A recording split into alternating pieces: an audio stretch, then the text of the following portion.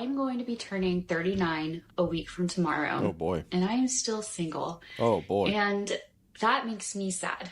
And the cat's already pre-prepared. My own cats are running from me. Oh, if you had told 25-year-old Rihanna that on her 39th birthday she would still be unmarried with no children, I would have laughed in your face or been so angry in disbelief, because that is not what I envisioned for my life. In my early 20s, I was never that girl that wanted to get married right away and have a young family. I wanted to be able to experience life. But probably around 25, 26 is when I was like, I do want to be married.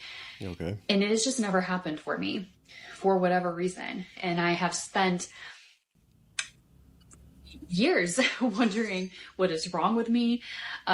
Is there something about me? Am I just not supposed to ever be with someone? And the reality is I don't know if I will ever find my person. And I hope that I do. And I want to have children. But at what point do you let that dream go? And I know that like there's still time. 39, you can still have children. There's still time to accomplish all of those things. I but don't know about that. it does make me sad to be going into another year of my life without anyone, where I do have things in my life that I enjoy, while I also would love to be in partnership with somebody. So I guess I'm just sharing this because I know I'm not the only single, almost 39-year-old person to have ever existed. I'm not the first, and I won't be the last. There's a lot of people that are in my position. But sometimes it can be really hard to exist in this space where you can be really grateful and content in a lot of areas, but also have a longing for something that you don't yet have.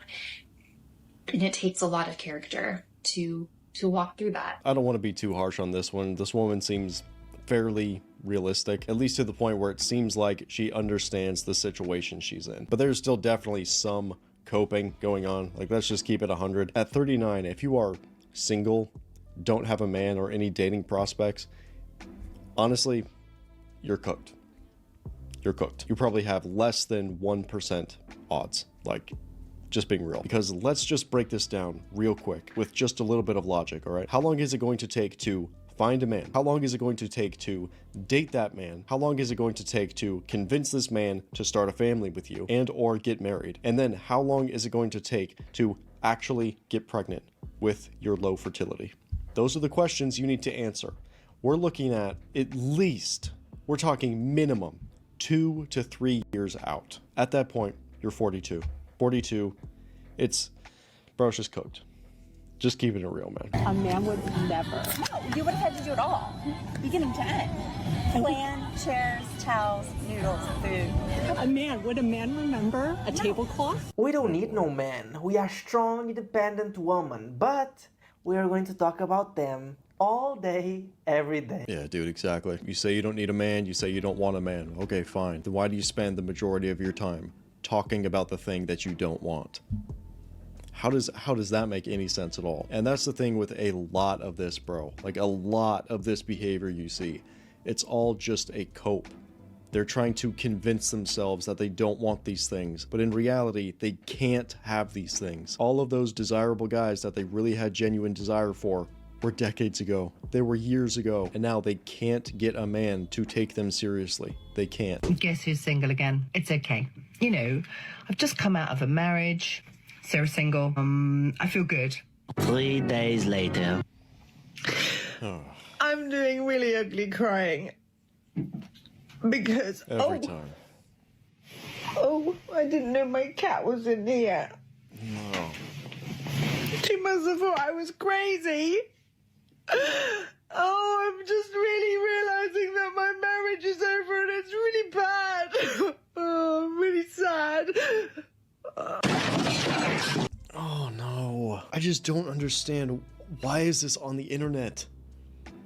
Why is this on TikTok? Why are you filming yourself while you're collapsing like that? Because really, it's one thing to film yourself, but then after your breakdown, you're on your phone like, oh, okay, let me apply this filter, and oh, I need to cut that part out. There's a little bit of, dead space. I need to, okay, cut that, and then upload.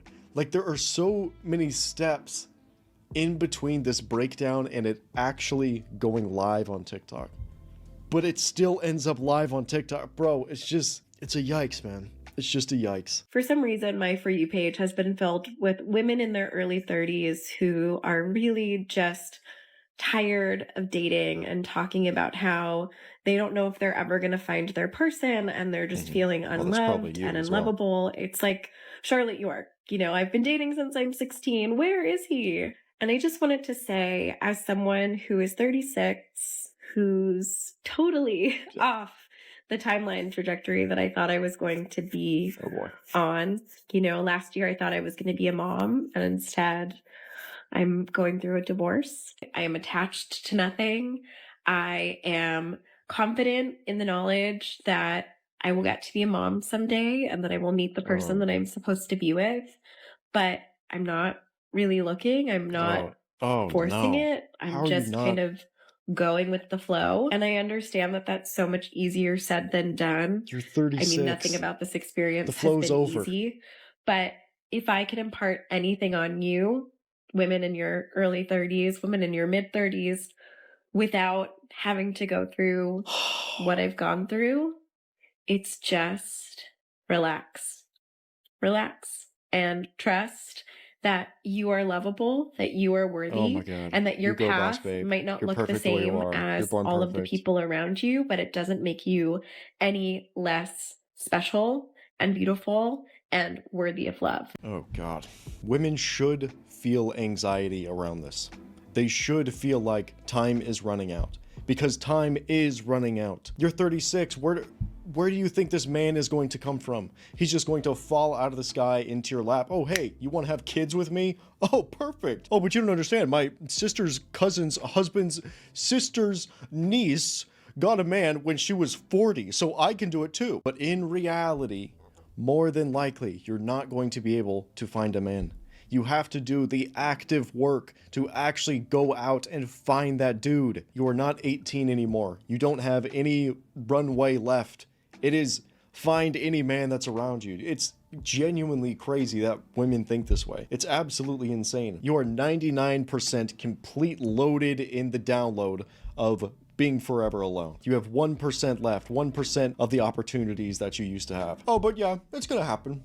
I'm just gonna sit here and, you know, the guys will show up like usual. Dude, the delusion, man. It literally never stops. Doesn't matter the age. Vanessa, yes. So are you looking for anything in particular? Just come check it out, see what it's all about. Yes. Well, I'm 45 years old. I was over 400 pounds. I eat healthy. I exercise. I go to the gym. Do you eat healthy? But do you eat like a lot of fried foods?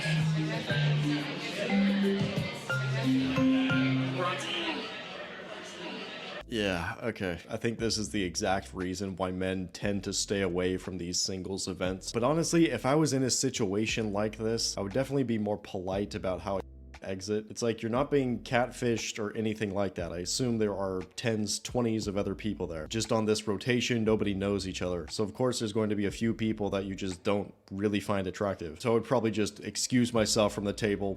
Have a nice day. I'm not feeling it. Thank you, bye. Something like that. And on the other side of the token, the first thing she says is, do you eat healthy? Like, everything about this clip is just a yikes. Everything. Every single part of it. Did it. I deleted my dating apps, and what doesn't make sense to me is that before I deleted them, I journaled about fearing the thought that I'm going to be single forever. Feeling like I'm running out of time because I'm 27 years old and I've never been able to get past that short-lived talking stage. Meanwhile, my friends can go on a first date and somehow they found another boyfriend. They make it seem like it's that easy, so I know, you're probably thinking, Millie, why have you deleted them? Which is exactly what my therapist asked me yesterday as well. Bearing in mind, my therapist has heard all of my dating stories, all the times I've come away from a Hinge date saying, yeah, it was alright, or even worse, just a silent shake of the head, which she'd read as another failed date. But the thing is, if it was as easy as how my friends make it out to be, then I wouldn't be sharing my chronically single life the way I am. So to answer the question, why have I deleted them? And to put it bluntly, I think it's taken me way too many dates to realise that they just don't work for me anymore. Because I enjoy the talking stage. That wasn't a problem for me. The problem was actually I enjoyed the talking stage maybe too much, I think. And because of that, when it got to the dating stage, I just couldn't be bothered. I'd literally forced myself to get ready for drinks, full well knowing that it wasn't going to go anywhere like all the other ones. So she's 27, can't get into a relationship because she's obsessed with the talking stage. That's what it is. Talking stage after talking stage after talking stage. I'm just obsessed with it. I love it. So a lot of women like this. They're basically addicted to the dopamine hit. It's like a gambler running the roulette, like, oh, what am I gonna get this time? What am I gonna get this time? And then once that short-term dopamine hit wears out, she's like, oh, this is kind of icky. Something's giving me the ick. So yes, if you continue down this same path, you will be alone forever. Correct. Because this is almost more like addictive behavior. That's what it is. And if it's not just dating random new guys all the time, it's probably going to be something else. Maybe it's actual gambling or something. Or social media, TikTok, Instagram attention. Yay. Because I can guarantee you in all of those guys that she went on dates with, you know, at least some of them were good, decent guys. But she has a behavioral issue, okay? This is some like deep-rooted stuff. She's addicted to the short-term dopamine hits. That's what it is. You said you're 36, right? Yes. Do you have more baggage now than you did at 18? Of course. Life provides baggage, yeah. The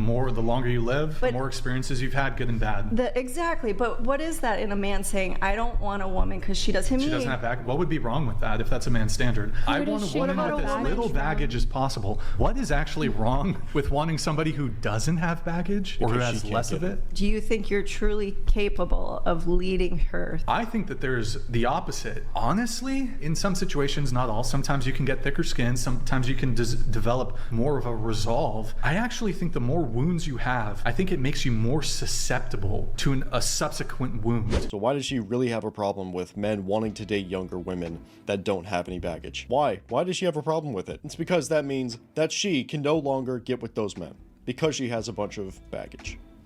That's what it is, bro. A lot of this back and forth that you see is women just trying to disqualify other women for relationships and making themselves look as good as possible for that same relationship. That's what it is. Because deep down, she knows she can't compete with these younger women.